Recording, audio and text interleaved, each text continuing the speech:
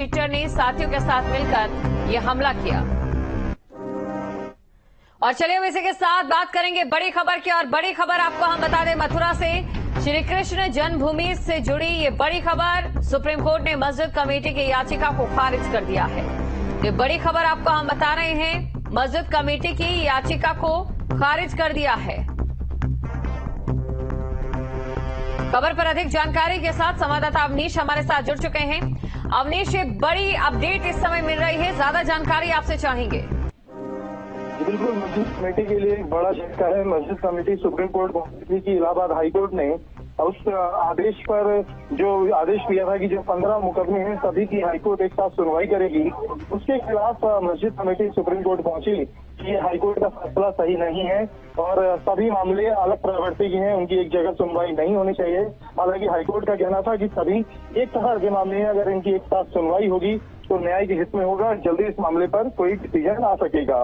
मस्जिद कमेटी उस हाईकोर्ट के आदेश के खिलाफ सुप्रीम कोर्ट पहुंची और यहाँ अपनी दलील रखी, लेकिन आज सुप्रीम कोर्ट ने उन दलीलों को खारिज कर दिया और जो इलाहाबाद हाईकोर्ट का आदेश था उसे बरकरार रखा है। इसके बाद ये साफ हो गया है कि जो कृष्ण जन्मभूमि ईदगाह मस्जिद का विवाद है उससे संबंधित सभी मामलों की सुनवाई अब इलाहाबाद हाईकोर्ट में चलेगी, क्योंकि 15 मामले एक साथ हैं, एक साथ सुने जाने हैं, तो उससे उम्मीद है कि मामलों में जल्द न्याय के हित में कोई डायरेक्शन आएगी, निर्देश आएंगे। लेकिन जो हिंदू पक्ष है उसने कहा कि जो मस्जिद कमेटी की कोशिश है वो मामले को खींचने की है, लंबित रखने की है, इसलिए ये सुप्रीम कोर्ट पहुंचे हैं। और सुप्रीम कोर्ट ने जो हिंदू पक्ष की दलीलों को सुनने के बाद मस्जिद पक्ष की दलीलों से सहमति नहीं जताई और हाईकोर्ट के आदेश को बरकरार रखा, जिसके बाद सभी मामलों की सुनवाई इलाहाबाद हाईकोर्ट में होने का रास्ता साफ हो गया है। बिल्कुल, मस्जिद पक्ष के लोगों से आपकी बात हो पाई है, उनका क्या कहना है, क्योंकि एक के बाद एक झटका उन्हें मिलता दिखाई दे रहा है। बिल्कुल, मस्जिद पक्ष के जो लोग हैं अभी क्योंकि सुप्रीम कोर्ट से आदेश ही आया है तो उनके भी रिएक्शन आने बाकी हैं। जाहिर तौर पर वो इसके खिलाफ पुनर्विचार की मांग कर सकते हैं, लेकिन जिस तरह से ये फैसला आया है उसके बाद गुंजाइश कम रह जाती है, क्योंकि सुप्रीम कोर्ट ने जिस तरह से इस याचिका को खारिज किया है उससे ये साफ हो गया है कि जो हाईकोर्ट का आदेश था उसमें कहीं कोई कमी नहीं है। हाईकोर्ट के आदेश में जो भी तथ्य थे, जो मेरिट थी, उसे सुप्रीम कोर्ट ने सही माना है। क्योंकि अभी मामला सुनवाई की दिशा में है तो ऐसे में बहुत ज्यादा जो कानून के जानकार हैं कहते हैं कि बहुत गुंजाइश नहीं बचती कि उस हाईकोर्ट के आदेश पर आगे जो है रोक लगी है, क्योंकि अभी जिस तरह से इस पूरे मामले में जो 7-11 की एप्लीकेशन पेंडिंग है, वाद की जो गोपनीयता का मामला है कि वाद चलना चाहिए नहीं चाहिए, ये तमाम अभी एप्लीकेशन है विचाराधीन है, सभी वाद शुरुआती दौर में है, तो ऐसे में उन्हें लंबित करने की कोशिश को कोई भी न्यायपालिका नहीं चाहेगी कि वो लंबे समय तक मामला कोई भी खींचे। बिल्कुल, और इसी के साथ देखिए लगातार जो एक दूसरे की तरफ से कई बातें ऐसे और प्रतिकार जो कहे जाते हैं उनको लेकर अब देखने वाली बात ये रहती है कि कैसे ये पूरा मामला जो आगे बढ़ता है, कितने सबूतों और तथ्यों के साथ और किसके पक्ष में फैसला आता दिखाई देता है। जी अवनीश। बिल्कुल, अभी जब हाईकोर्ट इस मामले की सुनवाई कर रही थी तो हाईकोर्ट की मंशा साफ थी कि ये विवाद क्योंकि एक ही तरह के हैं, सभी कृष्ण जन्मभूमि और ईदगाह मस्जिद को लेकर हैं। जो हिंदू पक्ष है वो कह रहा है कि ये मंदिर यहाँ पर मंदिर था जहाँ मस्जिद बना दी गई, आज भी कटरा केशव देव के नाम से उस जमीन का टैक्स की जाता है। तो हिंदू पक्ष अपने समर्थन में, अपनी दलीलों के समर्थन में तमाम सबूत तथ्य सामने रख चुका है, जिसकी वजह से हाईकोर्ट को लगा कि ये सभी मामले अगर जिला अदालत में चलेंगे अलग अलग तो उसमें बेवजह समय की खराबी होगी, न्यायपालिका का समय खराब होगा, जिसकी वजह से सभी मुकदमों को इलाहाबाद हाईकोर्ट ने अपने पास ट्रांसफर कर लिया सुनवाई के लिए। अब मस्जिद पक्ष का कहना था कि हाईकोर्ट का इस तरह से सभी मामलों को एक जगह ट्रांसफर करना सही नहीं है। बिल्कुल, आप हमारे साथ बने रहिए और इस समय हमारे साथ महेंद्र प्रताप सिंह जुड़ चुके हैं। महेंद्र प्रताप सिंह से मैं जानना चाहूंगी और समझना चाहूंगी, जिस तरीके से एक कह सकते हैं कि आज का जो ये एक फैसला या जिस तरीके से याचिका को खारिज किया गया है, किस तरीके से देख रहे हैं आप इसे? देखिए, माननीय सर्वोच्च न्यायालय के द्वारा एक अच्छा फैसला दिया गया है और शाही ईदगाह पक्ष के लोग चाहते हैं कि इन केसों की सुनवाई ना हो, तो वो इसी वजह से किसी न किसी कारण को लेकर के सुप्रीम कोर्ट जाते रहते थे। और जब पहले डिस्ट्रिक्ट कोर्ट में जब मामले चल रहे थे तो हाईकोर्ट जा रहे थे, अब हाईकोर्ट में मामले चल रहे हैं तो सुप्रीम कोर्ट जा रहे हैं। तो उनके एक उद्देश्य है कि किसी तरह से इनकी सुनवाई ना हो, और सुनवाई होगी तो सत्य सामने आ जाएगी, सच्चाई सबके सामने आ जाएगी। क्योंकि उनके पास कोई सिंगल डॉक्यूमेंट नहीं है जो आज तक कभी वो दाखिल कर पाए किसी कोर्ट में। बार बार हिंड्रेंस पैदा करते हैं और उनकी एक प्रैक्टिस है कि डिले कराना किसी तरह केसों को। वो जानते हैं कि उनकी हार सुनिश्चित है, इस वजह से वो क्या है कि इसको लंबा खींचना चाहते हैं। कई 400 साल का अनुभव उनके पास अयोध्या के मामले का है, वो हम ही लंबा खींचते रहे, काशी के मामले लंबा खींचते रहे, अब मथुरा के मामले भी यही चाहते हैं। तो आज माननीय न्यायालय के द्वारा उनकी को SLP को खारिज कर दिया है और माननीय न्यायालय ने कहा है कि आप जाइए हाईकोर्ट और जो केस इनका कहना था कि जो केस क्लब किए गए हैं उन केसों को क्लब में किया जाए। जब सेम नेचर के केस हैं, सेम टाइटल है, सेम डिमांड है और हम लोगों को जो वादी पक्ष है जितने भी सबको किसी को कोई दिक्कत नहीं है, तो आपको क्या दिक्कत है? तो ये जान करके वहां गए थे तो माननीय न्यायालय ने इनको इनकी SLP को रिजेक्ट कर दिया है, खारिज कर दिया है और कहा है कि जो भी कहना है हाईकोर्ट जाके कहिए। और कल हाईकोर्ट में डेट है, इसमें हाईकोर्ट में कल सुनवाई होगी सभी मामलों पर और इसमें कृषि के ऊपर भी सुनवाई होगी और अन्य मामलों पर सुनवाई होगी। तो ये बिल्कुल क्लियर स्थिति है यहाँ पर। ये जान करके इस तरह की बातें कर रहे हैं और ये भी जानते हैं कि इनके हाथ कुछ लगने वाला नहीं है, लेकिन ये असफल प्रयास कर रहे हैं।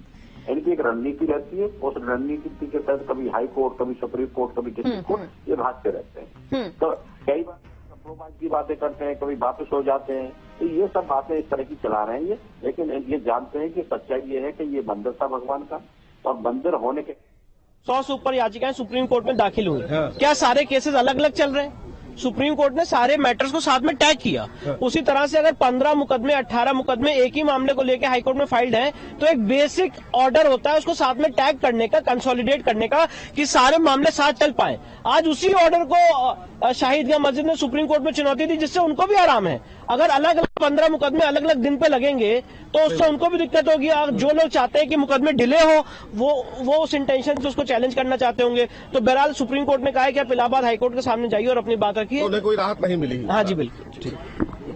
जी पकड़ना।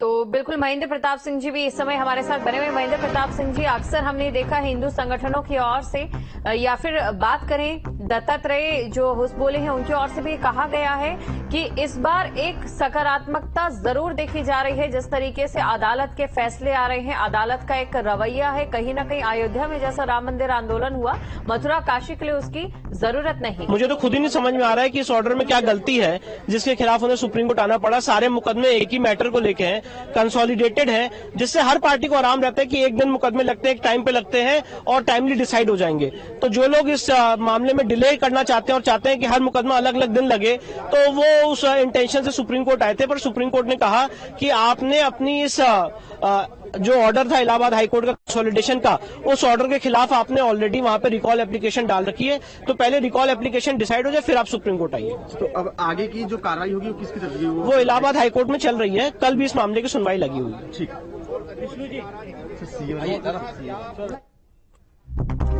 तो बिल्कुल देखिए, जैसे अभी आपने सुना कि लगातार ये कहा जा रहा है जो हिंदू पक्षकार हैं उनकी ओर से कि कहीं ना कहीं मामले को डिले करने के लिए ये कदम जो है वो मुस्लिम पक्ष की ओर से उठाया गया था। लेकिन अब अदालत की ओर से जिस तरीके से याचिका को खारिज किया गया है, उसे एक साफ संदेश ये है कि उससे समय और साथ ही जो न्याय है उसमें देरी ना हो।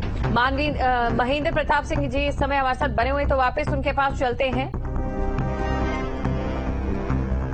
धाराजीत हमारे साथ जुड़ चुके हैं। धाराजीत के पास हम चलते हैं, मथुरा से सीधा इस समय हमारे साथ बने हुए हैं। धाराजीत, देखिए अमित शाह की ओर से भी ये कहा गया था कि अगर न्याय में देरी कहा है कि जाइए हाई कोर्ट में जाइए, वहीं सुनवाई चल रही है और अच्छे से चल रही है। और ये याचिका वैसे बिना मतलब थी, केवल टाइम बाढ़ करने के लिए थी और हिंदू पक्ष को परेशान करने के लिए थी। इनको पता है कि 20 तारीख को वहां पर पूजा की अनुमति के लिए बहुत बड़ी बहस होने जा रही है और 1 अप्रैल को वहां पूजा होगी। तो ये चाह रहे थे कि इसके बीच में कोई छोटा ऑर्डर लाके यहाँ स्टे करा ले, जिसको माननीय सर्वोच्च न्यायालय ने आज खारिज कर दिया है। ये हिंदू समाज के लिए सनातन धर्म की बहुत बड़ी जीत है। तो अवनीश भी हमारे साथ बने हुए हैं। अवनीश के पास हम चलते हैं, अवनीश से जानने की और समझने की कोशिश करते हैं। जिस तरीके से यहाँ मुस्लिम पक्ष को झटका लगा है, वहीं दूसरी तरफ हिंदू पक्ष में एक अलग उत्साह देखा जा रहा है। अवनीश,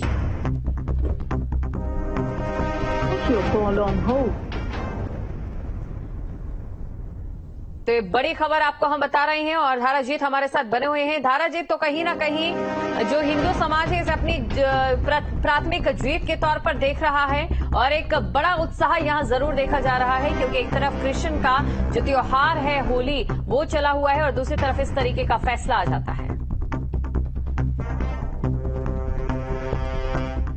शेखर भूमि को मुक्त कराने के लिए ये सभी दावे दायर किए गए थे और जिला अदालत में ये मामले चल रहे थे। जब हिंदू पक्ष के अधिवक्ता ने इलाहाबाद हाईकोर्ट में याचिका दायर की थी कि सबको क्लब करके सुना जाए, तो इलाहाबाद हाईकोर्ट ने पूरे मामले को संज्ञान लिया, जिसमें उन्होंने 11 जनवरी को जो हाईकोर्ट माननीय हाईकोर्ट के द्वारा एक ऑर्डर हुआ था जिसमें सारे मैटर्स को कंसोलिडेट कर दिया था, उसको उन्होंने चैलेंज किया है। इसी बीच में उन्होंने एक रिकॉल एप्लीकेशन भी हाईकोर्ट में डाल रखी थी, जिसको सुप्रीम कोर्ट ने कहा कि पहले रिकॉल एप्लीकेशन को आप डिसाइड कराएं। उसी बीच में इन्होंने यहाँ सुप्रीम कोर्ट में एक एसएलपी फाइल कर दिया, तो उन्होंने कहा हम एसएलपी को अभी यहाँ नहीं सुनेंगे, आप पहले वो रिकॉल एप्लीकेशन डिसाइड करें। साथ में उनको एक लिबर्टी दे दिया है कि अगर आप रिकॉल के बाद में यहाँ आना चाहें तो आप फ्रेश एप्लीकेशन फाइल कर सकते हैं, लेकिन फिलहाल उनको हाईकोर्ट वापस भेज दिया है। सर एक बार अगर आसान भाषा में बता दें कि क्या मामला था और क्यों ऐसा किया गया? देखिए, हाईकोर्ट ने एक ऑर्डर किया था 11 जनवरी 2024 को, जिसमें कि सारे